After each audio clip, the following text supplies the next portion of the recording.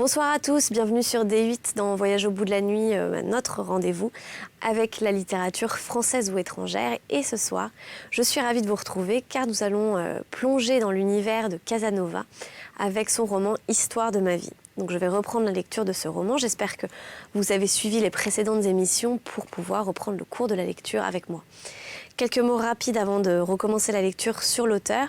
Donc Giacomo Girolamo Casanova est né le 2 avril 1725 à Venise et mort le 4 juin 1798 à Dux. C'est un aventurier vénitien qui est à la fois violoniste, écrivain, magicien, espion, diplomate, bibliothécaire, mais qui se revendique toujours en tant que Vénitien. Il a publié et notamment il a utilisé de nombreux pseudonymes et le plus connu étant celui de Chevalier de Saint-Gall et il a publié en français donc sous le nom de Jacques Casanova de Saint-Gall. Alors Casanova a une œuvre littéraire très importante et notamment ses mémoires qui sont très connues, Histoire de ma vie et que donc nous allons reprendre ce soir. Et il a surtout aussi été connu pour ses qualités d'aventurier et de séducteur.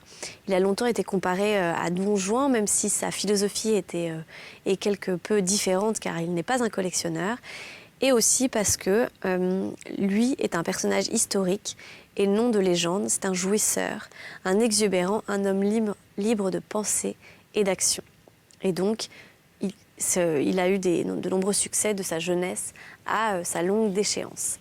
Alors ce soir, nous reprenons ensemble donc les mémoires de sa vie, qui d'abord sont parus sous le nom Les Mémoires de Jacques Casanova de Saint-Gall, c'est l'ancienne édition, entre 1789 et 1798, et qui ont été publiés ensuite à titre posthume autour de 1825 en version censurée.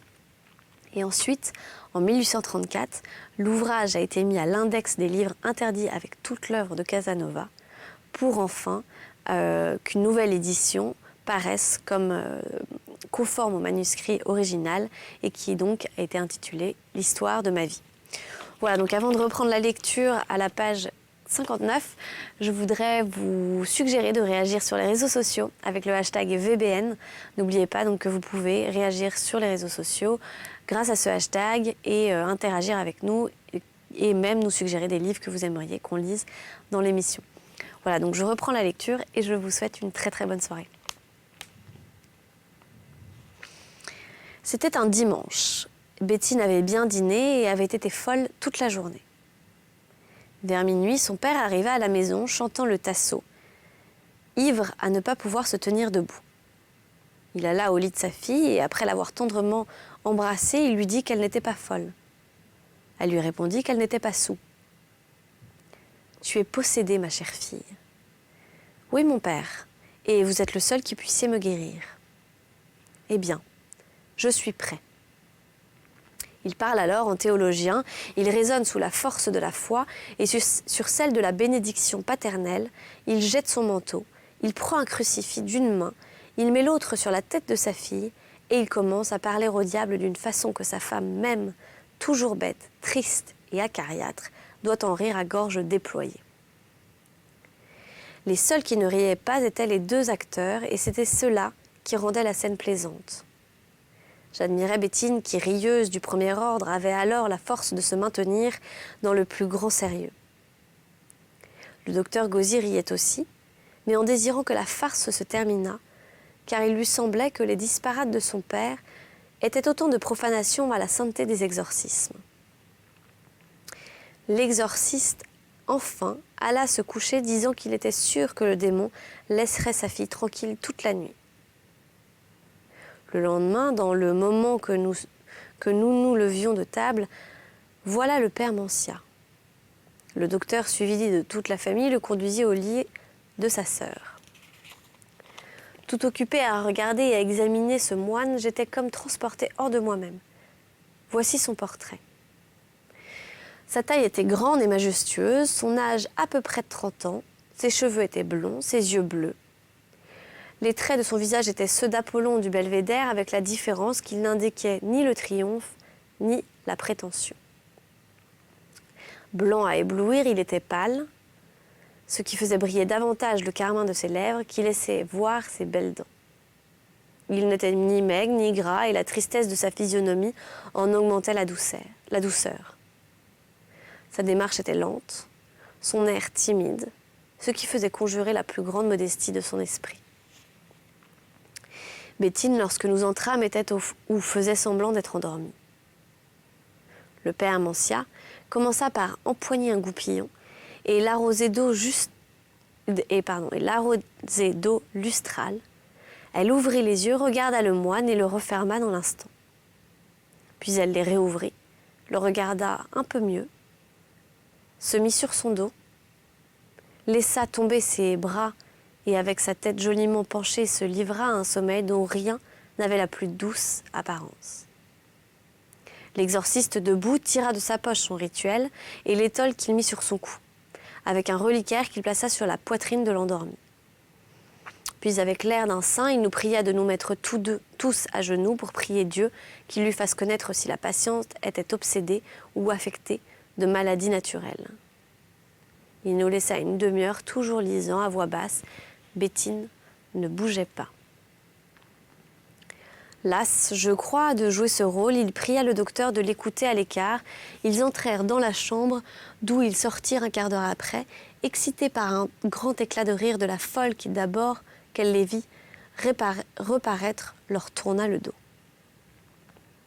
Le père Mancia fit un sourire, plongea et replongea l'aspergeait dans le bénitier, nous arrosa généreusement tous et partit. Le docteur nous dit qu'il reviendrait le lendemain et qu'il s'était engagé de la délivrer en 3 heures si elle était possédée, mais qu'il ne promettait rien si elle était folle. La mère se dit sûre qu'il la délivrerait, et elle remercia Dieu de lui avoir fait la grâce de voir un saint avant de mourir. Rien n'était si joli que le désordre de Bétine le lendemain. Elle commença à tenir les propos les plus flous que poète put inventer, et elle ne les interrompit pas à l'apparition du charmant exorciste, qui, après avoir joui un quart d'heure, s'arma de toutes les pièces et nous pria de sortir. Il fut d'abord obéi. La porte resta ouverte, mais c'est égal. Qui aurait osé y entrer? Nous nous entendîmes durant l'espace de 3 heures que le plus morne silence. À midi, il appela, et nous entrâmes. Bétine était là, triste et fort tranquille, tandis que le moine pliait bagages. Il partit, disant qu'il espérait et priant le docteur de lui en donner des nouvelles. Bétine dîna dans son lit, soupa à la table, fut sage le lendemain, mais voilà ce qui arriva pour me rendre sûre qu'il n'était ni folle ni possédée. C'était l'avant-veille de la purification de Notre-Dame. Le docteur était accoutumé de nous faire communier à la paroisse, mais il nous conduisait à Confesse, à Saint-Augustin, église desservie par les Jacobins de Padoue. Il nous dit à table de nous y disposer pour le surlendemain. La mère dit « Vous devriez tous aller vous confesser au père Mancia pour avoir l'absolution d'un si saint homme. J'y compte aller aussi. » Candiani et les Felitrini s'y consentirent. Je n'ai rien dit. Ce projet m'a déplu. Mais j'ai dissimulé bien déterminé à empêcher son exécution.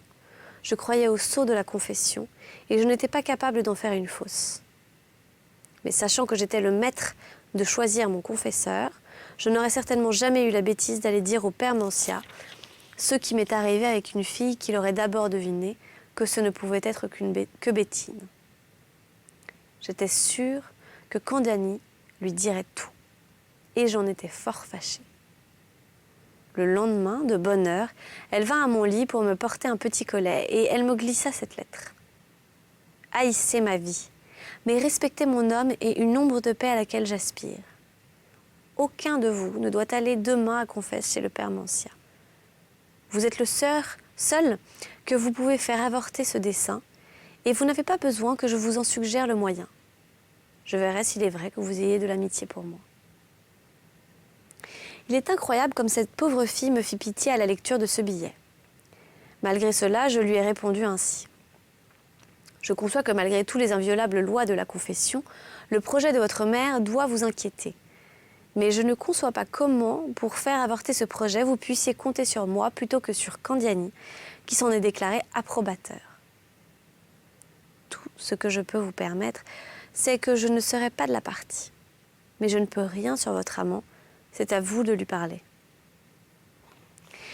Voici la réponse qu'elle me donna. Je n'ai plus parlé à Candiani depuis la fatale nuit qui m'a rendue malheureuse. Et je ne lui parlerai plus quand même, en lui parlant, je pourrais redevenir heureuse. C'est à vous seul que je veux devoir ma vie et mon honneur. Cette fille me paraissait plus étonnante que toutes celles dont les romans que j'avais lus m'avaient représenté les merveilles. Il me semblait de me voir jouer par elle avec une effronterie sans exemple. Je voyais qu'elle voulait me mettre dans ses chaînes et malgré que je ne m'en souciasse pas, je me suis cependant déterminée à faire l'action généreuse dont elle me croyait uniquement capable. Elle se tentait sûre de réussir, mais dans quelle école avait-elle appris à si bien connaître le cœur humain ? En lisant les romans. Il se peut que la lecture de plusieurs soit la cause de la perte d'une grande quantité de filles, mais il est certain que la lecture des bons leur apprend la gentillesse et l'exercice des vertus sociales. Déterminée donc à avoir pour cette fille toute la complaisance dont elle me croyait capable, j'ai dit au docteur, dans le moment que nous allions nous coucher, que ma conscience m'obligeait à le prier de me dispenser d'aller me confesser au père Mancia et que je désirais ne pas être en cela différent de mes camarades. Il me répondit qu'il pénétrait mes raisons et qu'il nous conduirait tous à Saint-Antoine. Je lui ai baisé la main. La chose fut faite ainsi, et j'ai vu Bétine, à midi, venir à table avec la satisfaction peinte sur sa figure. Une engelure ouverte m'obligeant à rester au lit, et le docteur étant allé à l'église avec tous mes camarades, Bétine étant restée seule à la maison, elle vint s'asseoir sur mon lit. Je m'y attendais. J'ai alors vu le moment de la grande explication, qui dans le fond ne me déplaisait pas. Elle débuta par me demander si j'étais fâchée de l'occasion qu'elle saisissait de me parler. « Non, lui répondis-je, car vous me procurez celle de vous dire que les sentiments que j'ai pour vous, n'étant que ceux de l'amitié, vous devez être sûr que pour l'avenir, le cas que je puisse vous inquiéter n'arrivera jamais. Ainsi, vous ferez tout ce que vous voudrez. Pour me régler autrement, il faudra que je fusse amoureux de vous, et je ne le suis plus. Vous avez étouffé le germe d'une belle passion dans un instant. À peine rentrée dans ma chambre après le coup de pied que Candiani m'a donné, je vous ai haï, puis méprisée, puis vous m'êtes devenue indifférente. Et enfin, l'indifférence a disparu lorsque j'ai vu de quoi votre esprit est capable. Je suis devenue votre amie, je pardonne à vos faiblesses, et m'étant accoutumée à vous considérer telle que vous êtes, j'ai conçu pour vous l'estime la plus singulière par rapport à votre esprit. J'en ai été la dupe, mais n'importe. Il existe, il est surprenant, divin, je l'admire, je l'aime, et il me semble que l'hommage que je lui dois est celui de nourrir pour l'objet qui le possède l'amitié la plus pure. Payez-moi de la même monnaie, vérité, sincérité et point de détour. Finissez donc toutes les niaiseries, car vous avez déjà gagné sur moi tout ce que vous pouviez prétendre. La seule pensée d'amour me rebute, car je ne peux aimer que sûr d'être aimée uniquement. Vous êtes la maîtresse d'attribuer ma sotte délicatesse à mon âge, mais la chose ne peut pas être autrement. Vous m'avez écrit que vous ne parlez plus à Candiani, et si je suis la cause de cette rupture, croyez que j'en suis fâchée. Votre honneur exige que vous tâchiez de vous raccommoder, et je dois me garder à l'avenir de lui causer la moindre ombrage. Songez aussi que si vous l'avez rendu amoureux, le séduisant de la même façon dont vous vous êtes servi vis-à-vis de moi, vous avez doublement tort, car il se peut que, s'il vous aime, vous l'ayez rendu malheureux. Tout ce que vous m'avez dit, me répondit Bétine, est fondé sur le faux. Je n'aime pas Candiani, et je ne l'ai jamais aimé. Je l'ai haï, et je le hais parce qu'il a mérité ma haine. Et je vous en convaincrai, malgré que l'apparence me condamne. Pour ce qui regarde la séduction, je vous prie de m'épargner ce vil reproche. Songez vous aussi que si vous ne m'aviez pas séduite d'avance, je n'aurais jamais fait ce dont je me suis bien repentie par des raisons que vous ignorez, et que je vais vous apprendre. La faute que j'ai commise n'est pas grande que parce que je n'ai pas prévu le tort qu'elle pouvait me faire dans la tête sans expérience d'un ingrat comme vous capable de me la reprocher. » Bétine pleurait. Ce qu'elle venait de me dire était vraisemblable et flatteur. Mais j'avais trop vu. Outre cela, ce dont elle m'avait fait voir son esprit capable me rendait sûre qu'elle allait m'en imposer. Et que sa démarche n'était que l'effet de son amour-propre, qui ne la laissait pas souffrir en paix une victoire de ma part qui l'humiliait trop. Inébranlable dans mon idée, je lui ai répondu que je croyais tout ce qu'elle venait de me dire sur l'état de son cœur avant le badinage qui m'avait fait devenir amoureux d'elle. Et par conséquent, je lui ai promis de lui épargner pour l'avenir le titre de séductrice. « Mais convenez, lui dis-je, que la violence de votre feu ne fut que momentanée et qu'il n'a fallu qu'un léger souffle pour l'éteindre. Votre vertu qui ne s'est écartée de son devoir qu'une seule heure et qui a repris tout d'un coup l'empire sur vos sens qui s'étaient égarés, mérite quelques éloges. Vous qui m'adoriez devîntes dans un moment insensible à toutes mes peines que je ne manquais pas de vous faire connaître. Il me reste à savoir comment cette vertu pouvait être si chère, tandis que Candiani ne cessait de lui faire naufrage toutes les nuits entre ses bras. Voici, me dit-elle alors, en me regardant de cet air qu'on a quand on est certain de la victoire, où je vous voulais. Voici ce que je ne pouvais pas vous faire savoir et ce que je n'ai jamais pu vous dire. Car vous vous êtes refusé au rendez-vous que je ne vous ai demandé qu'au seul dessein de vous faire connaître la vérité. Candiani, poursuivit-elle à me dire, m'a fait une déclaration d'amour 8 jours après qu'il soit entré chez nous. Il me demanda mon consentement pour me faire demander en mariage par son propre père, d'abord, qu'il aurait achevé ses études. Je lui ai répondu qu'il ne le connaissait pas bien encore, que je n'avais pas de volonté là-dessus, et je lui ai prié de ne parler plus de cela. Il fit semblant d'être devenu tranquille, mais je me suis aperçue, peu de temps après, qu'il ne l'était pas un jour qu'il me pria d'aller quelquefois le peigner. Quand je lui ai répondu que je n'avais pas le temps, il me dit que vous étiez plus heureux que lui. Je me suis moquée de ce reproche et de ses soupçons, car toute la maison savait que j'avais soin de vous. Ce fut 15 jours après que je lui ai refusé le plaisir d'aller le peigner, qu'il m'est arrivé de passer avec vous 1 heure dans ce badinage que vous savez et qui, comme de raison, fit naître un feu qui vous donna des idées que vous ne connaissez pas auparavant. Quant à moi, je me trouvais fort contente. Je vous aimais et m'étant abonnée à des désirs naturels à ma passion, nul remords ne pouvait m'inquiéter. Il me tardait de me voir avec vous le lendemain, mais le même jour, après souper, le premier moment de mes peines arriva. Candiani glissa entre mes mains ce billet avec cette lettre que dans la suite j'avais caché dans un trou de mur avec intention de vous le faire voir à temps et lieu. Bétine alors me mit la lettre et le billet.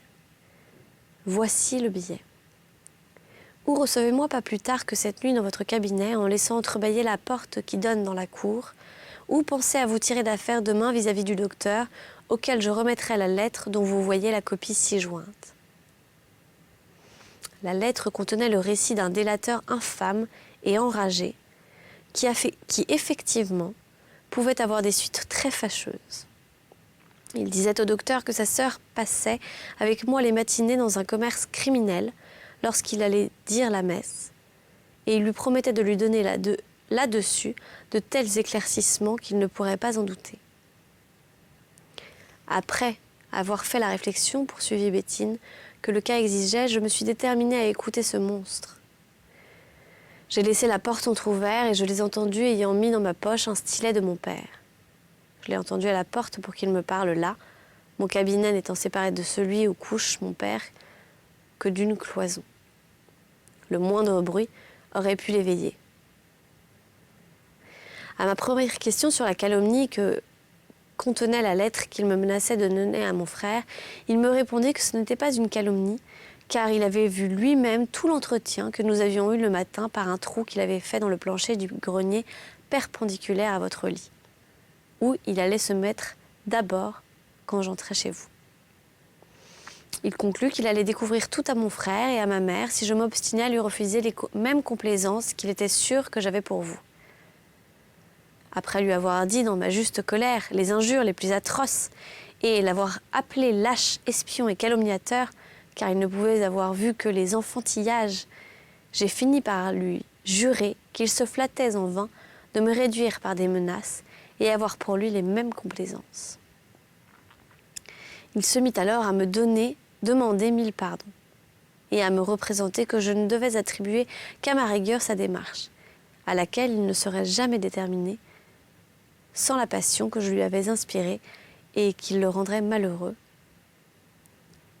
Il convint que sa lettre pouvait être calomnieuse et qu'il en avait agi en traître, et il m'assura qu'il n'emploierait jamais la force pour obtenir des faveurs qu'il ne voulait devoir qu'à la constance de son amour. Je me suis crue obligée à lui dire que je pourrais l'aimer dans la suite et à lui promettre que je n'irai plus à votre lit, que le docteur n'y sera jamais. Et je l'ai renvoyé content sans qu'il osât me demander un seul baiser lorsque je lui ai promis que nous pourrions en parler quelques autres fois dans le même endroit. Je suis allée me coucher, au désespoir songeant que je ne pourrais plus ni vivre, ni vous voir lorsque mon frère n'y serait pas, ni vous en faire savoir la raison par rapport aux conséquences. 3 semaines s'écoulèrent ainsi, et ce que j'ai souffert est incroyable, car vous ne me manquiez pas de me presser, et je me voyais toujours obligée à vous manquer. Je craignais même le moment dans lequel je me serais trouvée seule avec vous, car j'étais sûre que je n'aurais pas pu m'empêcher de vous découvrir la raison de la différence de mes procédés. Ajoutez que je me voyais obligée, au moins une fois par semaine, à me rendre à la portée de l'allée pour parler au coquin et modérer par des paroles son impatience. Je me suis enfin déterminée à finir mon martyre quand je me suis vue menacée par vous aussi. Je vous ai proposé d'aller au bal habillée en fille. J'allais vous découvrir toute l'intrigue et vous laisser le soin d'y remédier. Cette partie de bal devait déplaire à Candiani, mais mon parti était pris. Vous savez de quelle espèce fut le contretemps. Le départ de mon frère avec mon père vous inspira à tous les deux la même pensée. Je vous ai promis d'aller dans votre chambre avant de recevoir le billet de Candiani qui ne me demandait pas de rendez-vous, mais qui m'avertissait qu'il allait se mettre dans mon cabinet. Je n'ai eu ni le temps de lui dire que j'avais des raisons pour lui défendre d'y aller, ni celui de vous avertir que je n'irais pas chez vous qu'après minuit, comme j'avais pensé de faire, car après 1 heure de bavardage, j'étais sûre de renvoyer ce malheureux dans sa chambre. Mais le projet qu'il avait enfanté et qu'il se crut en devoir de me communiquer demandait un temps beaucoup plus long. Il ne m'a pas été possible de le faire partir. J'ai dû l'écouter et le souffrir toute la nuit. Ses plaintes et ses exagérations sur son malheur ne finissaient jamais. Il se plaignait de ce que je ne voulais pas consentir à un projet que, si je l'avais aimé, j'aurais dû approuver. Il s'agissait de m'enfuir avec lui la semaine sainte pour aller à Ferrare, où il a un oncle qui nous aurait accueillis et aurait facilement fait entendre raison à son père pour être dans la suite heureuse toute notre vie. Les objections de ma part, ses réponses, les détails, les explications pour l'aplanissement des difficultés eurent besoin de toute la nuit. Mon cœur saignait pensant à vous, mais je n'ai rien à me reprocher. Et il n'est rien arrivé qui puisse me rendre indigne de votre seule estime. Le seul moyen que vous puissiez avoir pour me le refuser est celui de croire que tout ce que je viens de vous dire est un conte. Mais vous vous tromperez et vous serez injuste. Si j'avais pu me résoudre à des sacrifices qui ne sont dus qu'à l'amour, j'aurais pu faire sortir de mon cabinet ce traître 1 heure après qu'il lui était entré. Mais j'aurais préféré la mort à cet affreux expédient. Pouvais-je deviner que vous étiez dehors exposé au vent et à la neige? Nous étions tous les deux à plaindre, mais moi plus que vous.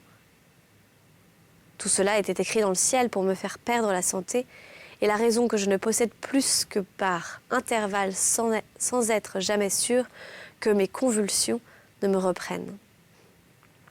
On prétend que je suis ensorcelée et que des démons se sont emparés de moi. Je ne sais rien de tout cela. Mais si c'est vrai, me voilà la plus misérable de toutes les filles. À ce point, elle se tue en laissant un libre cours à ses larmes et à ses gémissements.